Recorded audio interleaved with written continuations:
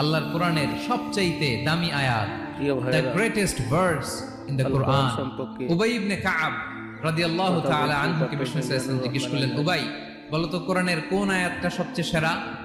উবাই জানেন, তারপরে বললেন আল্লাহু ওয়া রাসূলুহু আ'লাম, আল্লাহ আল্লাহ রাসূল ভালো জানেন। দেখেন কত বিনয়ী ছিলেন সাহাবারা, জেনেও উত্তর দিতে চাইতেন না, ভাবতেন না জানি বিষ্ণুনবী নতুন কিছু আমাদেরকে জানায়। বিষ্ণুনবী আবার বললেন, তুমি কি জানো কোরআনের সবচেয়ে শ্রেষ্ঠ আয়াত কোনটা? এবার উবাই ভাবলেন এবার আমি উত্তরটা দিয়েই দেই। তিনি বললেন আয়াতুল কুরসি, আল্লাহু লা ইলাহা ইল্লা হুয়াল হাইয়ুল কাইয়ুম, এটা শ্রেষ্ঠ আয়াত। বিষ্ণুনবী খুশি হয়ে উবাই ইবনে কাবের বুকে একটা চাপড় মারলেন, এরকম আদরের চাপড় দিয়ে বললেন লিয়াহনিকাল ইলমু ইয়া আবুল মুনজির, হে আবুল মুনজির, জ্ঞান এবং প্রজ্ঞা তোমার জন্য মোবারক হোক, তুমি ঠিক বলেছো। সুবহানাল্লাহ পড়ে।